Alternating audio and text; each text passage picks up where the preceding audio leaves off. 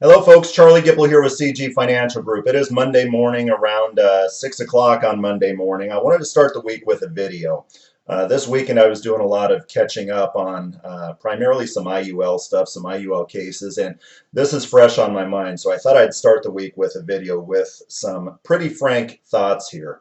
And my frank thoughts are I am concerned that we're getting out of hand here with some of the product creation.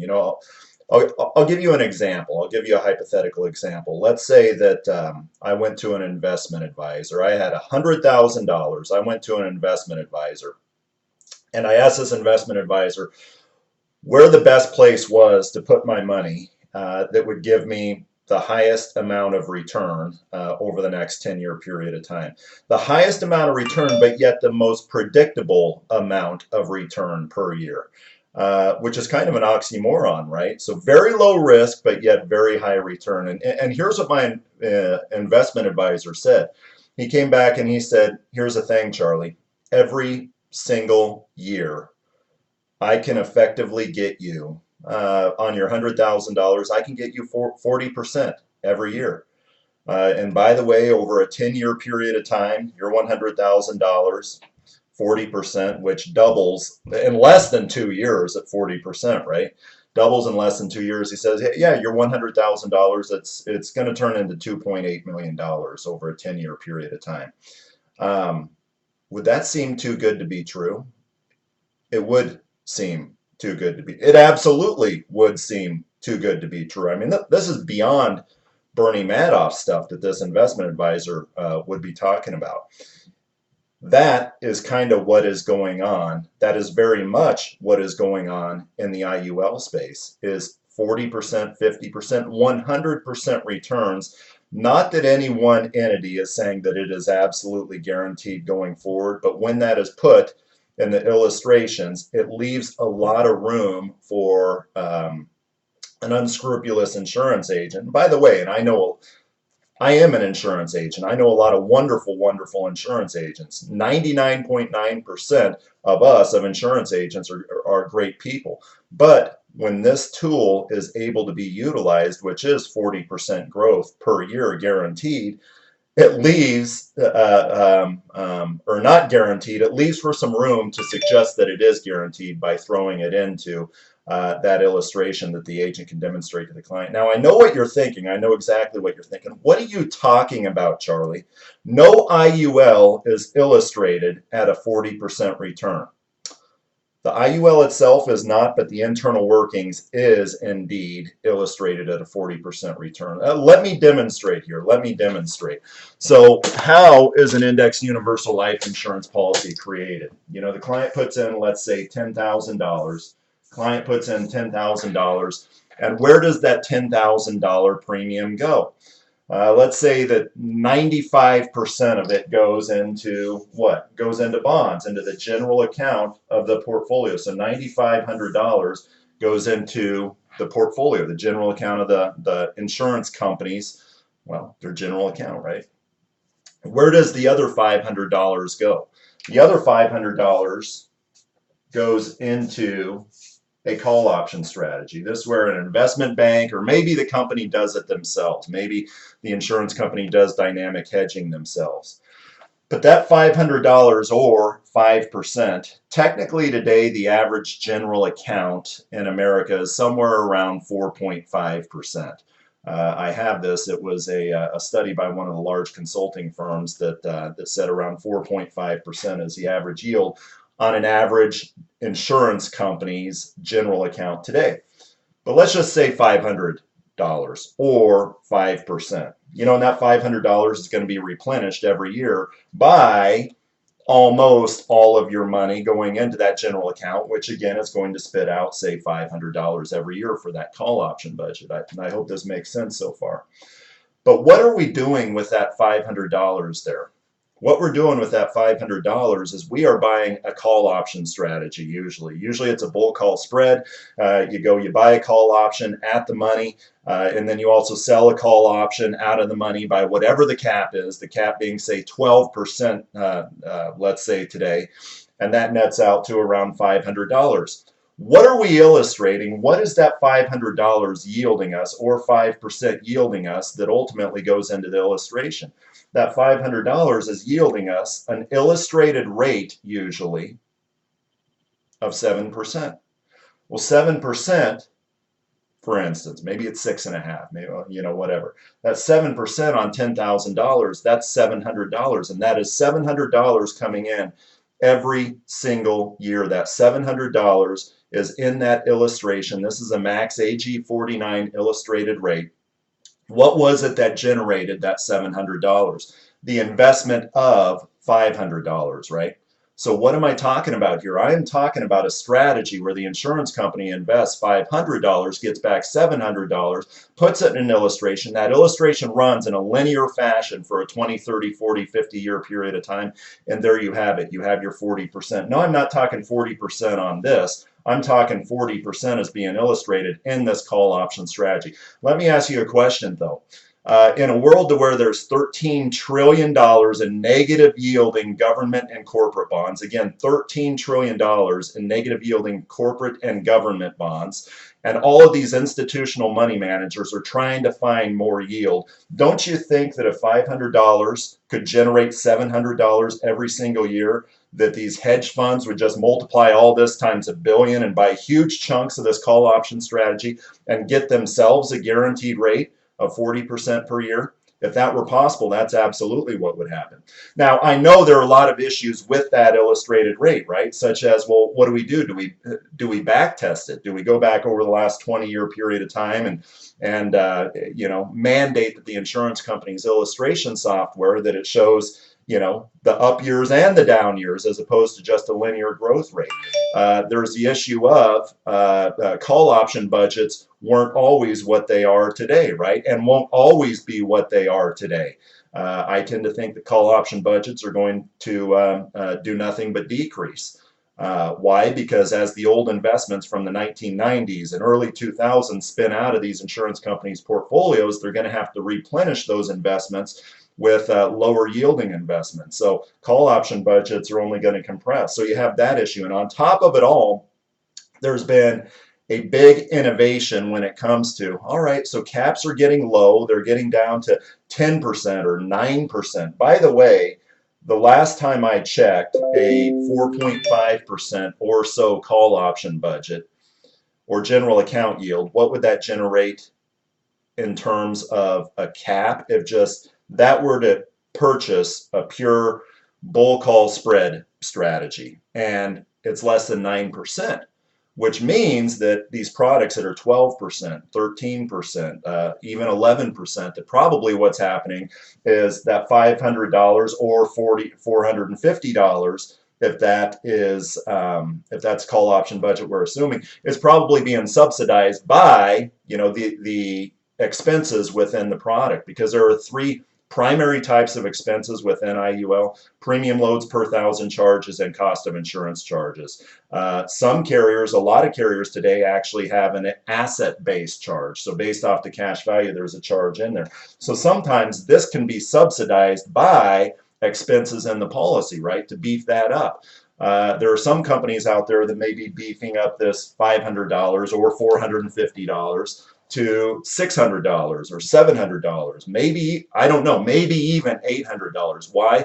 By loading up the policy with expenses. But what does that do when a linear life does not happen? What does that do when the market drops or does zero? What that does is it equals a negative 5% on the client's policy, a negative 6% on the client's policy, and that is a huge difference from a numbers, a mathematical standpoint. It's a huge difference, negative 5%, negative 6% versus positive 12%, some of these newer policies, right? And by the way, if you're talking a call option budget of say $600, but you're able to generate a $1,200 growth or 12% on the whole $10,000, that's even taking this to the next level, right? which is really a lot of what has prompted my video today. What do I suggest the regulators do? Here's what I suggest the regulators do. The Moody's AAA bond yield, the Moody's BAA bond yield, I suggest we look at those. Why? Because that is kind of a benchmark in what insurance companies are investing in today, right? They're not 10-year treasury bonds, which are paying around 2% today. It's corporate bonds, so it incorporates that risk premium in there that comes with corporate bonds, but I think we look at that as a starting point. And then on top of that, I mean, because we're not just passing through that yield to the client, that $500 to the client, or $460 to the client, like we do on a current assumption product, right? We're actually going out and we're buying call options. I do think that there should be what is called a risk premium in purchasing call options, meaning that $500 by putting it into a call option strategy should be able to generate more than $500 back over the long run. How much back over the long run? I don't know. Is that number 10%? You know, the stock market, large company stocks since 1926 have averaged around 10%. Small company stocks around 12%. IBITs and stocks, bonds, bills, inflation. Since 1926, small cap stocks 12%, large cap stocks 10%. I'm not saying that's what we illustrate this at, but wouldn't that be a good starting point for this call option strategy? So let's say the call option budget is 4.5%. Or $450. Wouldn't it make sense just to add 10% to that, and that is the max illustrated rate of 5%? So 4.5 plus 10% of 4.5, it actually comes out to what, 4.95%? That gives us a risk premium that can be incorporated into IUL that goes beyond current assumption universal life insurance. Now, I know what the thought is for some of the IUL experts out there. You're thinking, well, but that does no justice to these products that have priced in, additional expenses and all that, and thus we're able to beef up the caps and all that. You can't put a 12% cap product on the same playing field as, say, a 10% cap product. Here is what I would say to that, is if you have a 12% cap, it's probably more expensive of a product than the 10% cap. And ultimately, what would happen is because you no longer have an advantage by taking my 10% risk premium scenario example, what would happen is well, the expenses within these products, a lot like how term does, a lot like how GUL does, eventually those expenses would decrease because the companies would then price their products with those decreased expenses, because having those beefed up expenses do not make any difference anymore. You could have a cap of 30%, but if this is just a set level, or the illustrated rate was just a set level, what would happen is you would have products that are much more simple, much more client-friendly in down markets, much less sensitive of the down markets, sensitivity being the difference between the illustrated rate and what actually happens if the market goes down. Eventually you would have a race to these more client-friendly, clean, and simple products. But yet, while incorporating the fact that what makes these products beautiful, right? What makes these products beautiful is in today's low interest rate environment, current assumption products yielding only 4% or 4.5%, whatever. You can get more than that. But you can't get double what a current assumption product is getting today. You can't get a 40% return on the call option budget, which is absolutely pie in the sky. Otherwise, again, all these hedge funds would be coming after this strategy. Prices would be bid up on call options, and eventually the price would be bid up so high that that equilibrium would be hit in the securities markets to where you would only be getting 10%. 5%, 8% on this call option strategy, because that is how supply and demand works. That is how supply and demand works. I hope all this makes sense. In short, by illustrating a 7% return, when we're investing, when the insurance company is only investing 5%, that is a 40% growth rate. I was fine with that before because it was tough to find an alternative. I mean, some products have higher caps, some products have lower caps, and yeah, you take whatever cap that can generate, plug it into the 65-year back test that is AG 49, and that'll kind of levelize a playing field. But with some of these innovations, the multipliers and stuff that go around the AG 49 calculation, I think we need to go back to the drawing board, as I know the regulators are. But those are my thoughts on what I think needs to happen. Those are my thoughts on my concerns. 1981, 1982, all that stuff with universal life insurance. I wasn't around back then, but I'm a student of this business. I've done a lot of reading about that. The 10-year Treasury in 1981 was 15.84%. Today, it's at 2%, right? Well, over that decade, UL was launched in 1979. How do you think UL was illustrated with interest rates so high? Those interest rates, they did not last forever. Our interest rates are not going to last forever. You may be thinking, well, but interest rates can't go much lower than where they are today. It doesn't matter. Interest rates can go up significantly, but these general accounts of insurance companies are still going to be diluted. Why? Because they're replacing securities that are spun out. Those securities are paying 8% or let's say 10%. Well, 10% may be an exaggeration. And when those securities from the 1990s are spun out of those portfolio and replaced with, heck, even a security paying 5%, which isn't really around today unless that insurance carrier goes to the riskier side of the spectrum, it's still going to be diluted. And in the end, 7%, 10%, 12% rates, not illustrated rates, but 12% after the multipliers are said and done, it's a risky scenario. It's a risky scenario, I believe. So that's what I think. I think it will create less of a distinction between like death benefit products and cash value products.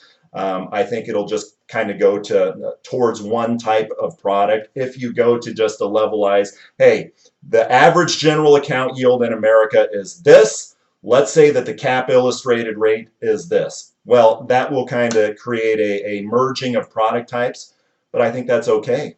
I don't know that there is any way around it. And by the way, that product type should be a product type that focuses not 100%, but focuses a significant amount of marketing on death benefit. Why? Because this is life insurance, right? These are not investments. If these were investments as attractive as what we're putting in the illustrations, well, where's Goldman Sachs knocking down the doors? Why is Goldman Sachs not throwing billions of dollars of money into that bull call spread that we're illustrating at 40%? My name's Charlie Gipple, founder and CEO of CG Financial Group. I hope you enjoyed the video. I know it's more complicated, but go back and replay it if it confused you in any areas. Also, feel free to call me if you have any questions. Comment below if you have any disagreements. Let's have a bantering back and forth about this. Have a good week.